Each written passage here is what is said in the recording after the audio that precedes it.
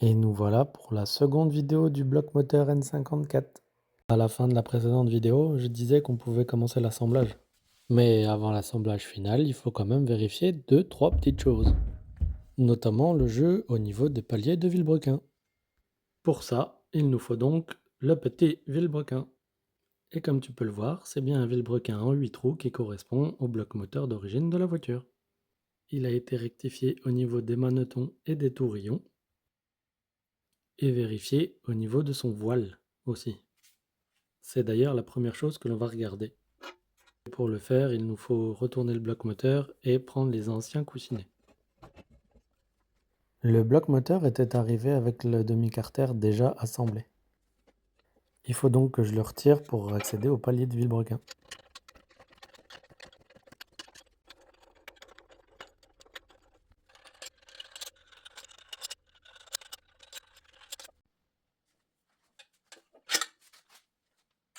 On va prendre que les coussinets des extrémités.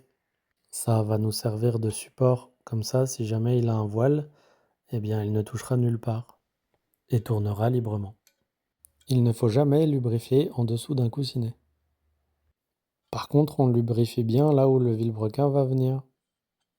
Là, j'utilise simplement de l'huile moteur normale parce que c'est juste pour vérifier le voile, je ne vais pas forcer dessus.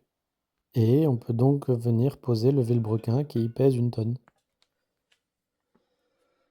On vérifie aussi qu'il peut tourner librement, que rien ne le gêne. Pour vérifier le voile, il nous faut encore un autre instrument. Bon, l'instrument qu'on va utiliser, c'est toujours un comparateur. La seule chose qui change, c'est le pied pour pouvoir le maintenir. Là, en l'occurrence, c'est un pied magnétique. C'est un peu dommage parce que le bloc est en alliage d'aluminium. Donc, on sort un bout de carton et le bon vieux serre-joint. Et ça tient quand même. J'avoue, j'ai eu de la chance que ça passe parce qu'il n'y a vraiment pas de place du tout. Mais sinon, il existe des rallonges pour la pige. Il n'y a plus qu'à faire tourner le vilebrequin à la main et doucement pour voir le voile qu'il y a. Je sais pas trop si vous arrivez à voir à l'écran, mais moi je vois 4 centièmes.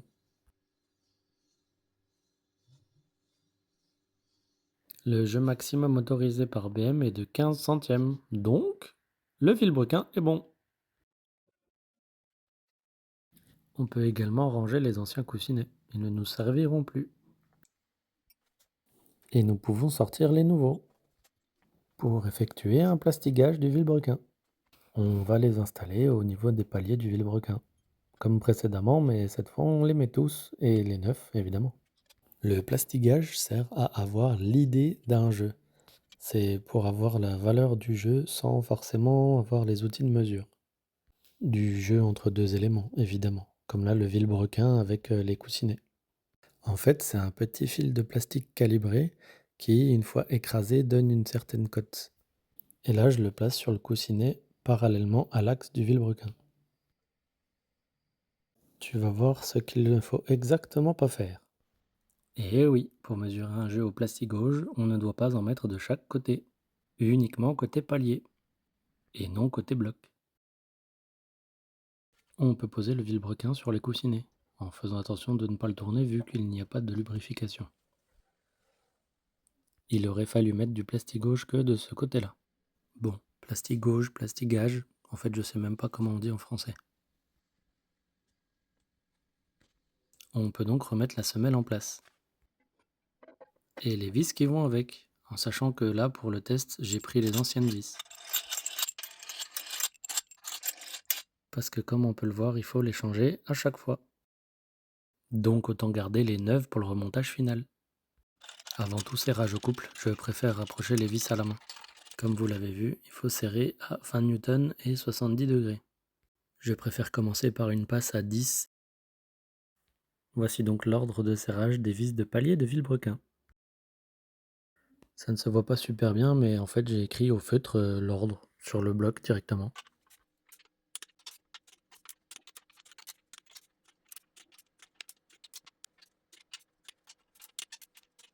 Une fois toutes les passes à 10 faites, et ben on peut passer aux passes à 20. Une fois le serrage au couple terminé, on passe au serrage angulaire.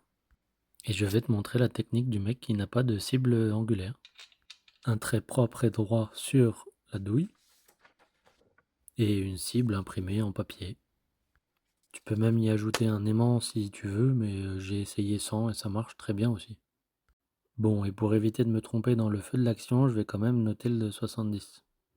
Tu n'as plus qu'à te munir de ta plus belle clé et tourner jusqu'à 70 sans t'arrêter.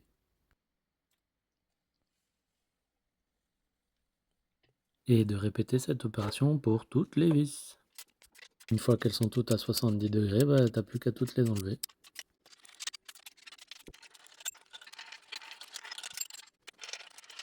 Pour pouvoir retirer la semelle délicatement. Et voilà à quoi ça ressemble.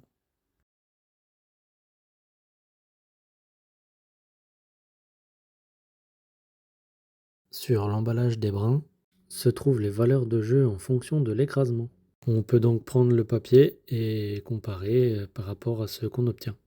Et on peut voir que je suis largement au-dessus de 0,025. C'est à cause de ma connerie. Voilà pourquoi il ne faut pas en mettre de chaque côté.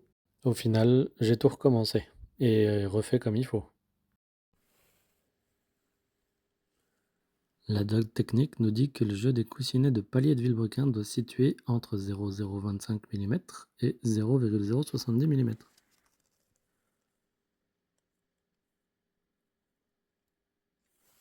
Donc voilà le relevé de mes valeurs obtenues. Tout est bon pour les paliers de vilebrequin. On peut donc passer au prochain sujet. Un des autres points faibles du bloc N54, toujours pour des puissances de l'ordre de 800 chevaux à peu près, ce sont les 4 vis de culasse aux extrémités. Elles sont en M9 alors que le reste est en M11, et à cause de ça, la culasse a tendance à se soulever aux extrémités. Ce qui, tu t'en doutes, n'est pas super bon pour ce qu'on veut faire. Heureusement, une société lituanienne HCR a une solution. C'est un kit de goujons développé spécialement pour les N54. Je pense que tu connais la marque ARP. Ils ont également sorti un kit de goujons de culasse pour N54, mais il y a eu beaucoup de problèmes d'arrachement de matière au niveau des filets dans le bloc en alu. Ce qui change ici avec HCR, c'est que les filets dans le bloc sont vachement plus longs. Ils utilisent quand même des écrous ARP. Il y a également tout le matériel fourni pour passer les 4 trous extérieurs en M9 en M11.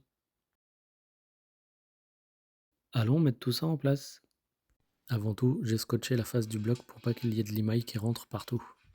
Étape 1, visser le guide en M9 à la place de la vis d'origine.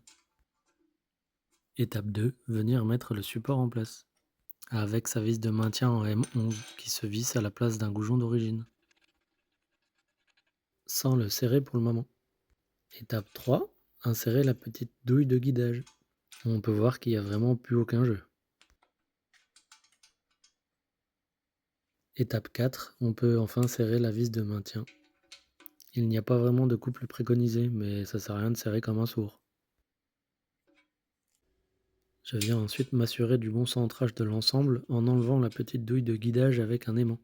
Comme ça me permet de voir si ça rentre et sort facilement. Étape 5, on peut retirer le guide et la douille de guidage.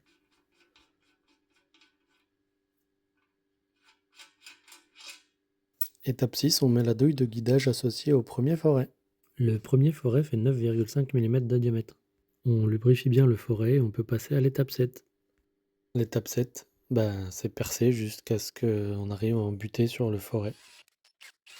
Il n'y a plus qu'à nettoyer correctement pour la prochaine étape, qui est donc l'étape 8. Et pareil, il faut mettre la douille associée au forêt 11,5, bien lubrifier le forêt, et c'est reparti jusqu'à la butée pour l'étape 9.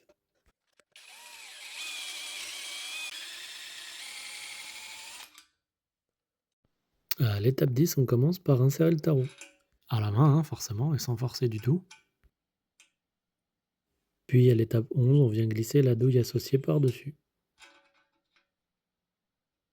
On prend son plus beau porte-tarot ou tourne à gauche, et on peut tarauder doucement à la main sans forcer jusqu'au bout. Et on peut finalement dévisser la vis de maintien et enlever le support. Après un gros nettoyage pour être sûr qu'il n'y ait plus de limaille à l'intérieur du trou, on peut tester un goujon neuf. Le trait, c'est pour mon comparatif visuel dans un premier temps. entre les trous que je viens d'usiner et les trous d'origine. Et voilà ce que donne un bloc N54 avec tous ces goujons en M11. Je m'arrête là pour cette vidéo, ça fait déjà 10 minutes et rendez-vous dans la prochaine.